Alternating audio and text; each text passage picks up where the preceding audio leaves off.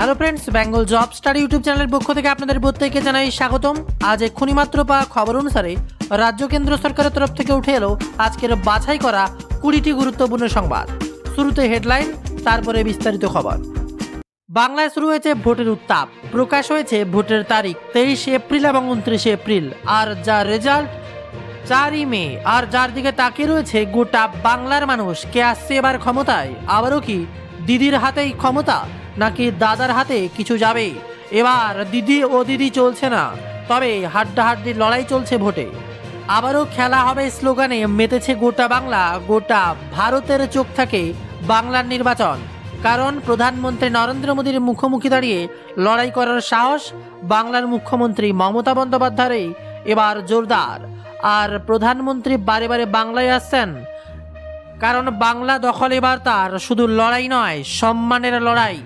আর এক ফোঁটা জমি ছাড়তে নারাজ বাংলার মুখ্যমন্ত্রী মমতা বন্দ্যোপাধ্যায়। এবার দেখব গোটা বাংলায় কোথায় কেমন লড়াই চলছে। একের পর এক এলাকার বিশেষ বিশেষ গুরুত্বপূর্ণ খবর। শুরুতে হেডলাইন, আর তার সাথে বেশ কিছু গুরুত্বপূর্ণ সংবাদ বিস্তারিত, যা প্রত্যেকের জানাই একান্ত প্রয়োজন। রাজনীতির ময়দানে মমতা বন্দ্যোপাধ্যায় বরাবরই যেন এক নতুন কলকাঠি এনে দেন। আর এবারে ভোটে এক অন্যতম ভবানীপুর। আর এই ভবানীপুর থেকে কাকে ভোটে দাঁড় করাচ্ছেন জানালেন হুমায়ুন। সাংবাদিক বৈঠক করে এবার প্রার্থী তালিকা প্রকাশ। কি ঘটছে এবার বাংলায়? ভোট কাটবে নাকি এবার হুমায়ুন কবির? কি পাশা ঘোরাচ্ছেন?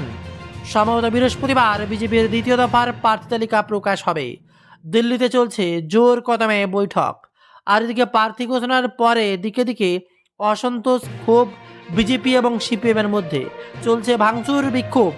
প্রার্থী না করায় আমি বেঁচে গেছি, প্রয়োজনে দল থেকে অবসর নেব, টিকিট না পেয়ে ক্ষুব্ধ পূর্বস্থল উত্তরের তৃণমূল বিধায়ক। যেন এবার ভোট নিয়ে তোলপাড় যেমন চলছে, তেমনই এবার কে হবে এবছর ভোটের প্রার্থী, তৃণমূল নাকি বিজেপি? পশ্চিমবঙ্গে কে জিতবে? ইঙ্গিত এবার দিল্লির শীর্ষ কংগ্রেস নেতা। পিছিয়ে রাখলেন নিজের দলকেই নাকি? উঠে এলো বিরাট খবর। বড় খবর সামনে। ভবানীপুর থেকে কাকে ভোট দাঁড় করাচ্ছেন জানালেন হুমায়ুন কবির। সাংবাদিক বৈঠক করে এবার প্রার্থী তালিকা ঘোষণা করতেই চক্ষু চড়ক গাছ সবার। ভবানীপুরের নন্দীগ্রামের প্রার্থী যেন এবার গোটা বাংলার নজর, আর সেই দুই জায়গায় প্রার্থী দেবেন। বাংলার ভোটের দাওমা ইতিমধ্যেই সম্পূর্ণ তালিকা প্রকাশ করে ফেলেছে বাম এবং তৃণমূল। এছাড়া একাধিক সিটের প্রার্থীর নাম প্রকাশ করেছে বিজেপিও। আর এবার 18ই মার্চ প্রার্থী তালিকা প্রকাশ করলেন ভবানীপুরের বিধায়ক হুমায়ুন কবির। আর এই তালিকা প্রকাশের সময় সাংবাদিক বৈঠক থেকে তিনি আক্রমণ করেন পশ্চিমবঙ্গের মুখ্যমন্ত্রী তথা মাননীয় মুখ্যমন্ত্রী মমতা বন্দ্যোপাধ্যায়কে সরাসরি। এবারের নির্বাচনে মোট 182টি আসনেই প্রার্থী দেবে আম জনতা উন্নয়ন পার্টি, এমনই ঘোষণা করলেন হুমায়ুন কবির। এদিন সাংবাদিক বৈঠক করে মূলত মালদা, মুর্শিদাবাদের সিটের প্রার্থীর নাম ঘোষণা করেন তিনি। এছাড়া আরও কয়েকটি জেলায় নামও জানান তিনি। এমনকি ভবানীপুর থেকে কে দাঁড়াবেন সেটাও ঠিক হয়েছে বলেই জানিয়েছেন। আর এরপর 22শে মার্চ রবিবার বাকি প্রার্থী ঘোষণা হবে জানান ভরতপুরের বিধায়ক। এছাড়াও তিনি জানান তার দলের সঙ্গে আনুষ্ঠানিকভাবে জোট করছে মিম।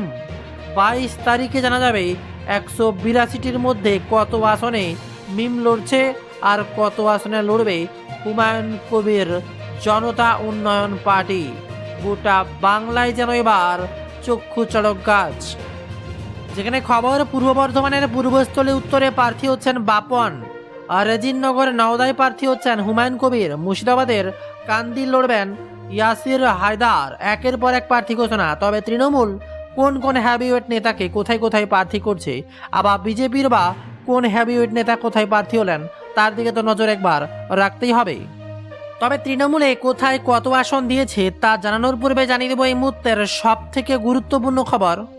আজ থেকেই কমিশনের চোখ কান কাজ শুরু করে দিয়েছে। 294টি কেন্দ্রের নেমে পড়েছেন অবজারভাররা। কাল থেকে এবার রিপোর্ট প্রকাশ। 294 কেন্দ্রে একজন করে মোট 294 পর্যবেক্ষক বা অবজারভার নিয়োগ করেছে কমিশন। আজ থেকেই তারা যোগ দিচ্ছেন নিজ নিজ কেন্দ্রে।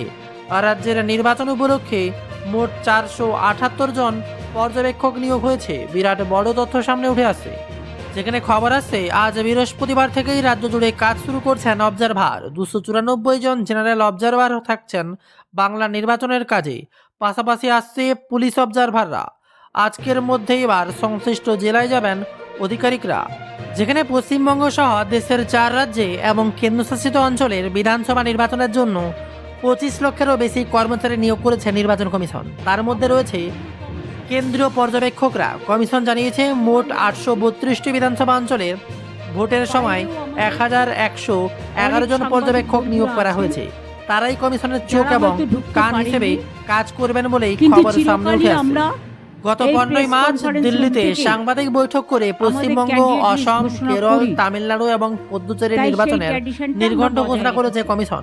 পশ্চিমবঙ্গে এবার 2 দফায় ভোট হবে, যথাক্রমে 23 এপ্রিল এবং 29 এপ্রিল। সর্বোচ্চ ভোটের ফলাফল ঘোষণা হবে একই দিনে 4 মে।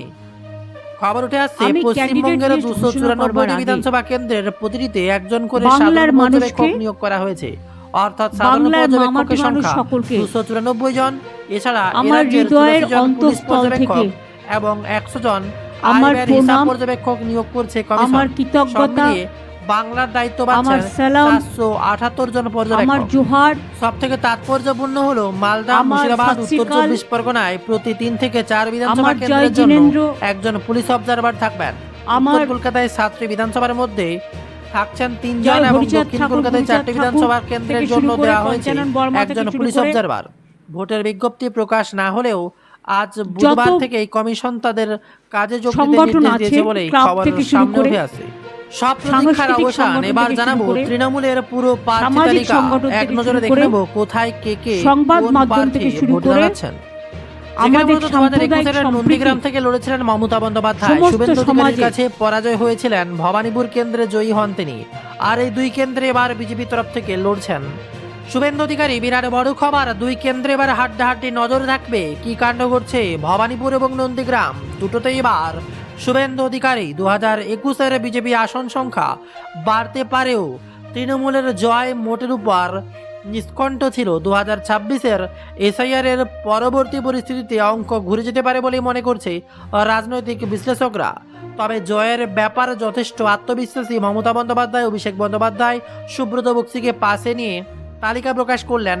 মমতা দার্জিলিংয়ের 3টে সিটে লড়বে তৃণমূল, কিন্তু এবারে তা বদল। এই 3টে সিট দেবে অনিত থাপার দল লড়বে বলে জানিয়েছেন মমতা বন্দ্যোপাধ্যায়। বাকি 291টি আসনে প্রার্থী তালিকা ঘোষণা করেছেন তৃণমূল কংগ্রেস। 50-এর বেশি মহিলা প্রতিনিধি রয়েছে তালিকায়।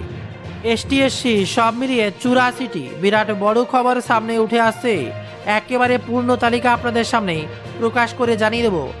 1 মেখলগঞ্জে পরেশচন্দ্র অধিকারী, অপরদিকে মাথাভাঙ্গায় শাবলু বর্মন, কোচবিহার উত্তরে পার্থপ্রতিম রায়, কোচবিহার দক্ষিণে অভিজিৎ দে ভৌমিক, শীতলকুচিতে হরিহর দাস, সিতাইতে সঙ্গীতা রায় বাসুনিয়া, দিনহাটায় ভোটে দাঁড়াচ্ছেন উদয় গুহ, 8 নম্বর নাটাবাড়িতে শৈলীর বর্মা, তুফানগঞ্জে শিবশঙ্কর পাল, কুমারগঞ্জে ভোট দাঁড়াচ্ছেন রাজীব তেরকে, কালাচিনিতে বীরেন্দ্র বেরা। একইভাবে 294টি আসনে কারা কারা প্রার্থী তালিকা ঘোষণা করেছে তা আমাদের ওয়েবসাইটে আপডেট করা আছে। ডেসক্রিপশনে লিঙ্ক থাকছে, অথবা গুগলে গিয়ে সার্চ করুন bengaljobstudy.in। তারপরে উপরে দেখতে পারবেন তৃণমূলের প্রার্থী তালিকা। সেখানে ক্লিক করলেই সরাসরি তৃণমূলের প্রার্থী তালিকা আপনারা দেখতে পারবেন। জাস্ট গুগলে গিয়ে সার্চ করুন bengaljobstudy.in। আমাদের ওয়েবসাইট থেকে বিস্তারিত তথ্য জেনে নিতে পারবেন।